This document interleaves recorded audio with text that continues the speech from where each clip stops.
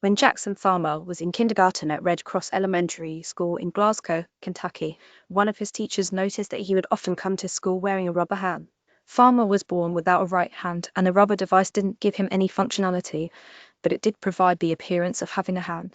That teacher, Scott Johnson, is a science, technology, engineering, arts, and mathematics educator at the school, working in a lab environment for every student, whether they are in kindergarten all the way up to 6th grade. As he followed Farmer's educational journey over the years, they grew a special bond. The first year we met, he was a kindergartner, and he cracked a joke at me. "Hey, do you need an extra hand?" Johnson told WDRB News. And all of a sudden, he pulled off his silicone hand and started to hand it to me, and I was like, oh buddy. Like he got me hook, line, and sinker. One of 11 3D printers in Red Cross Elementary STEAM lab prints a model of detached hands as Halloween decorations.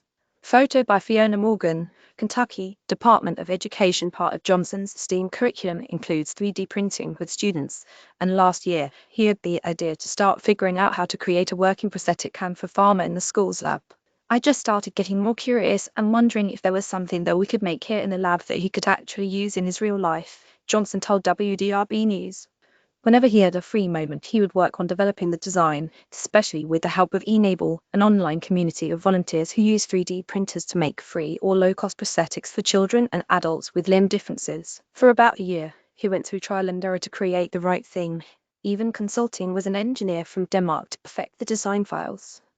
And he managed to keep it a secret the whole time. For the longest time, I didn't tell anyone other than my wife what I was working on, Johnson told Kentucky Teacher, a blog from the state's education department. What if I found out I was trying to do something far beyond my skill set? I didn't want to falsely get anyone's hopes up. Eventually, he created a prototype and showed it to the farmers, who very excitedly gave him permission to proceed with the final product. That final iteration took 24 hours to print, with all of the parts needed for a full handmade right in the school's STEAM lab. Once everything was accounted for, it took about 4 hours to assemble the hand. Instead of using batteries or electronic power, the 3D printed prosthetic is a simple machine that moves by the power of Jackson's wrists. I never wanted him to feel like he has something heavy on his wrist. I want him to be able to play, so it's pretty lightweight, Johnson told Kentucky Teacher.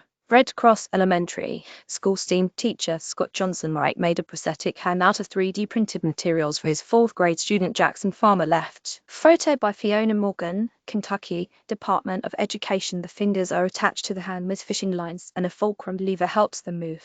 When Farmer flexes his wrist down, the fingers close. When he relaxes his arm, the hand opens up. It felt great.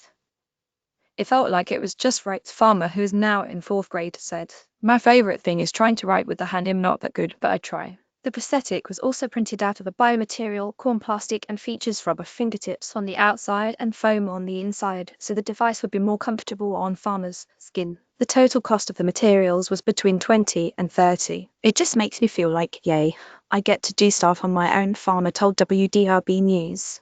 It's a newfound freedom that will help him continue through school with ease. And it's been a game changer for Johnson, too, who was named the 2025 Kentucky Teacher of the Year. Although he was the brains behind Farmer's new hand, it still provides a unique learning experience for the student. Red Cross Elementary School STEAM teacher Scott Johnson Middle teaches 4th graders about bridge supports before they start working on their popsicle bridge projects. Photo by Fiona Morgan, Kentucky, Department of Education. If the prosthetic needs a repair, or if Farmer grows out of it, new pieces can be printed right in the school lab. Farmer has reportedly already gone through 3 palms while playing rough at recess, and he also helped Johnson reprint a thumb for his prosthetics. In the end, Jackson will be able to do all this work without me, Johnson told WDRB News. Farmer will have the printing files to reprint the hand on his own as he grows up and out of Red Cross Elementary School.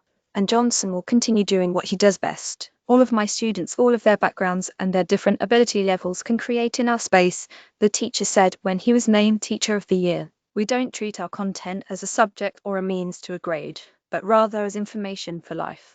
This is especially crucial as we try to dissolve the barriers between our school and the real world. You may also like mealtime was extra challenging for this disabled 1st grader, so a lunch lady made him a custom cafeteria cart header image by Fiona Morgan, Kentucky, Department of Education.